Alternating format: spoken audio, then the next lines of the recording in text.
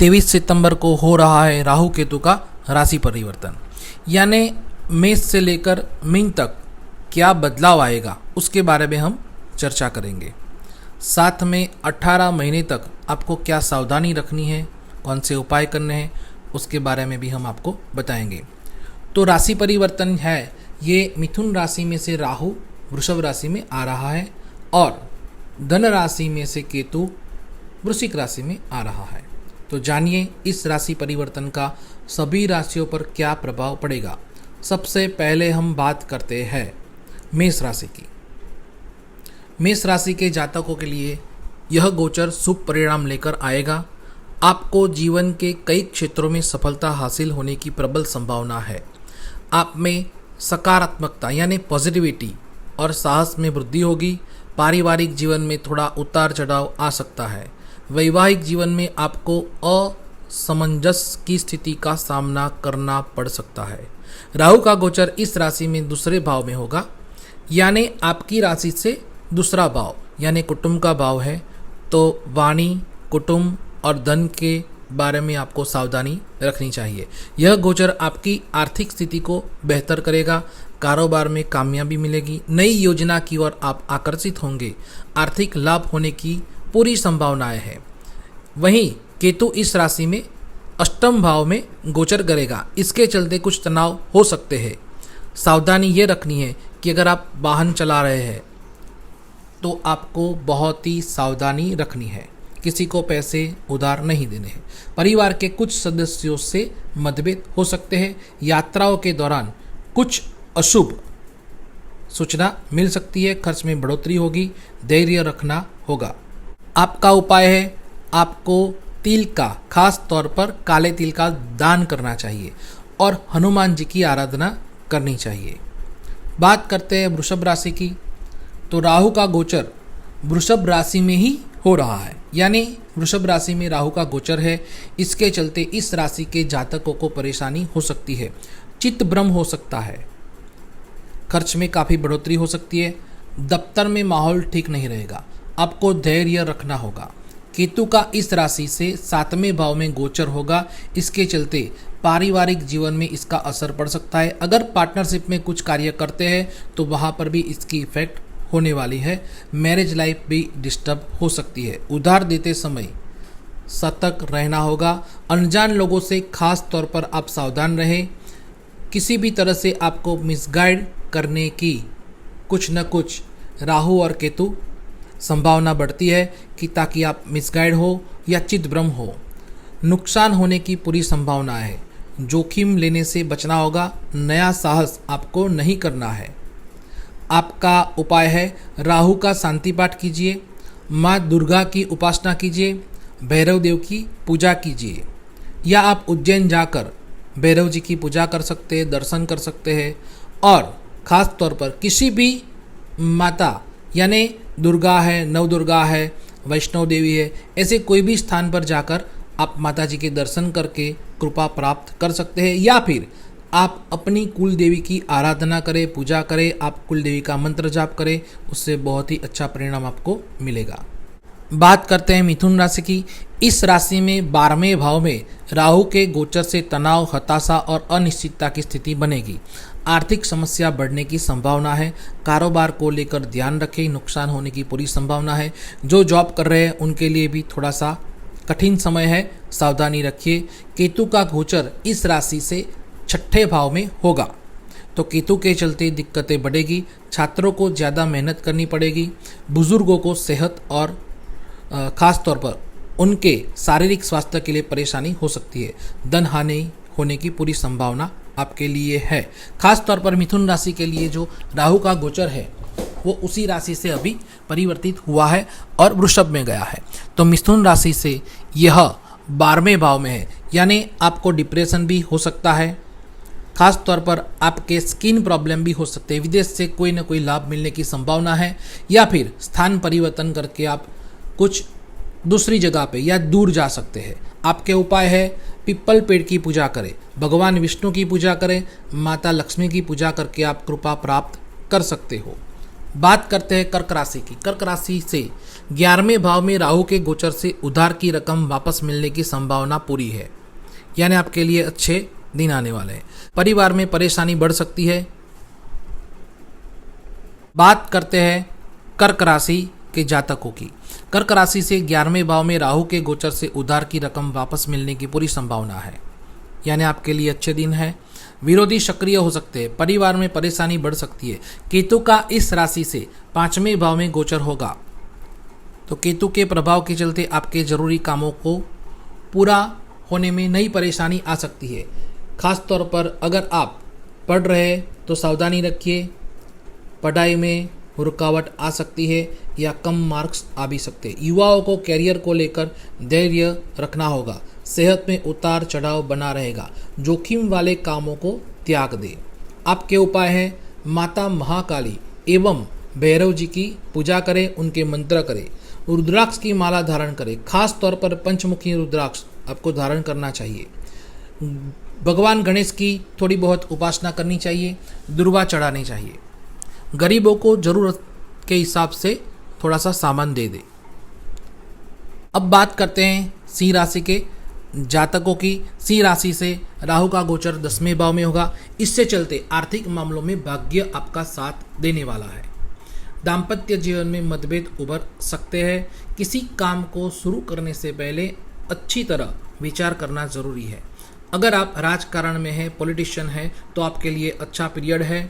अगर नहीं है और आने वाले हैं तो भी बहुत ही अच्छा पीरियड आपके लिए है। यानी जन संपर्क के काम में अगर आप हैं तो आपके लिए अच्छा पीरियड है। केतु का इस राशि से 4th भाव में गोचर होगा। केतु के प्रभाव से आर्थिक मुश्किलें हो सकती है, लेकिन आपको धैर्य रखना होगा। संपत्ति को लेकर लेन देन न करें। अप्रत्याशित खर्च आपको परेशानी में डालेगा। अगर आपका चंद्र उसी भाव में है तो आपके माता को कष्ट आने की संभावनाएं हैं। सेहत के लिए सावधान रहें। आपके उपाय है भगवान शिव की उपासना करें, पानी चढ़ाए, दूध अर्पण करें, रुद्राक्ष धारण करें और नियमित कुत्तों को खाना खिलाएं। कन्या राशि की बात करते हैं। इस राशि से 9वें भाव में राहु का गोचर होगा। आपको धन लाभ अवश्य मिलने की पूरी संभावनाएं हैं।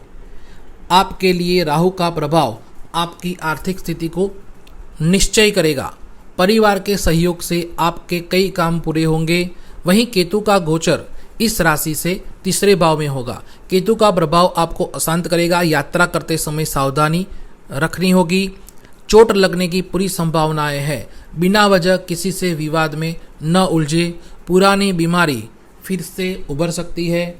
सावधानी पूरी रखने की संभावनाएं आपको रखनी है।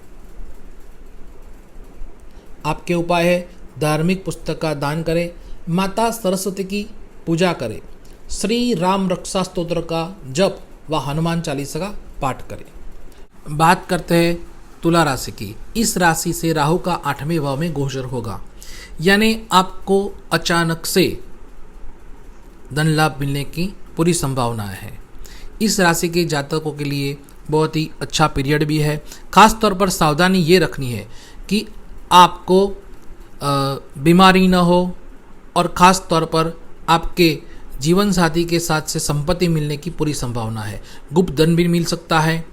और अगर आप यंत्र तंत्र मंत्र में श्रद्धा रखते हैं या उसके संबंधित कोई कार्य कर रहे हैं तो आपके लिए भी बहुत ही अच्छा पीरियड है। आकस्मिक धन लाभ अवश्य होगा।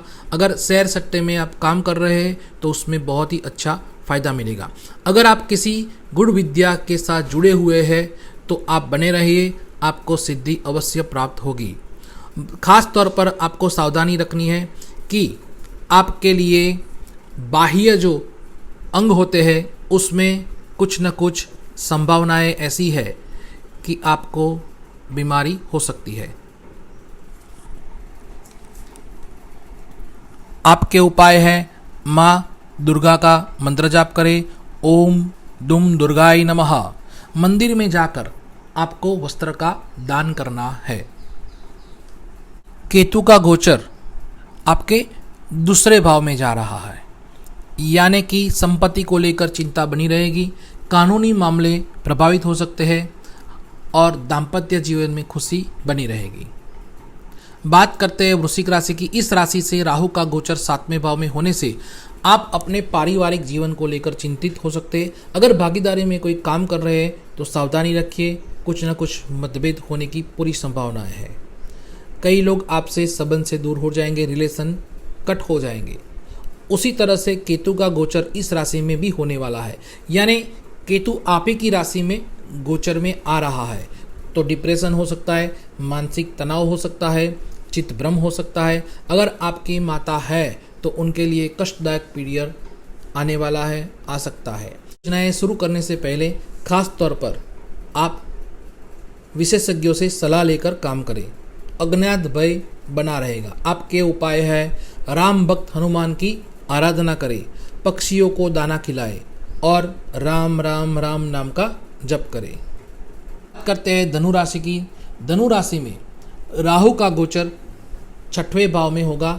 इसके चलते शुभ फल की प्राप्ति होगी, यानी शत्रु और रोग का स्थान होगा आपके लिए, तो वहाँ पर आपको विजय अवश्य मिलेगी। अगर कोई पुराना आपको दर्द है या फिर आप असाध्य रोग से पीड़ित हैं तो उसके ऊपर आप विजय प्राप्त कर सकते हैं। अगर दुश्मनों से परेशान हैं तो आप दुश्मनों के ऊपर विजय प्राप्त कर सकते हैं, विरोधियों को परास्त कर पाएंगे, नई दिशा मिलेगी, संपत्ति के मामले सुलझेंगे। इसी तरह केतु का जो गोचर है इस राशि से देखा जाए तो 12वें भाव में होगा। इसके चलते परिवार में कुछ विवाद हो सकते हैं, स्किन डिसीज हो सकते हैं, परेशानी बढ़ेगी, कैरियर से जुड़ी समस्या हल हो सकती है, थोड़े से खर्च होंगे, सेहत के लिए थोड़ी परेशानी बढ़ सकती है। और साथ में यह फ़ायदा है कि अगर आप किसी ज्ञान के बारे में सोच रहे हैं, किसी विद्या के बारे में सोच रहे हैं, खास तौर पर गुड विद्या के बारे में, तो आपके लिए बहुत ही अच्छा पीरियड है। आपको ज्ञान की प्राप्ति हो सकती है, आप किसी सिद्धत्व के नज़दीक पहुंच सकते हैं। आपका उपाय है राहु और केतु दोनों के आपको शांति करनी चाहिए और शांति यज्ञ भी करवाना चाहिए। गाय को खाना अवश्य खिलाए। बात करते हैं मकर राशि की। इस राशि से राहु का गोचर 5वें भाव में होने के कारण आप किसी अज्ञात भय से ग्रसित हो सकते हैं। किसी काम को शुरू करने को लेकर असमंजस की स्थिति रहेगी, किसी से तनाव हो सकता है। केतु का गोचर 11वें भाव में रहेगा। नए मौके मिलने की पूरी संभावनाएं हैं। आप अपनी समस्या का हल तलाश पाएंगे। छात्रों को दिक्कत हो सकती है, यानी विद्या अभ्यास में कुछ न कुछ परेशानी आ सकती है या कम मार्क्स मिलने की संभावनाएं हैं, या यह जो वर्ष है आपके लिए बिगड़ने की पूरी संभावनाएं हैं। लक्ष्य प्रभावित हो सकता है, परिवार से मतभेद बढ़ेंगे। भगवान कृष्ण की पूजा करनी है और गायत्री मंत्र का मन में ही जाप करना है। बात करते हैं हम कुंभ राशि, यानी इस राशि में राहु का गोचर 4थे भाव में होगा। दाम्पत्य जीवन में कुछ खटास पैदा हो सकती है, हालांकि यह जल्द दूर भी हो सकती है। यात्रा पर जाना पड़ सकता है, कारोबार प्रभावित होगा। और ख़ास तौर पर बात करते हैं तो माता और पिता दोनों की सेहत के लिए संभालना होगा। केतु का गोचर इस राशि में 10वें भाव में होगा। आप इस दौरान किसी नए काम को शुरू करने पर विचार न करें, किसी योजना में निवेश न करें। सेहत में चढ़ाव उतार बना रहेगा। खास तौर पर आपको बुजुर्गों से आशीर्वाद लेते रहना चाहिए।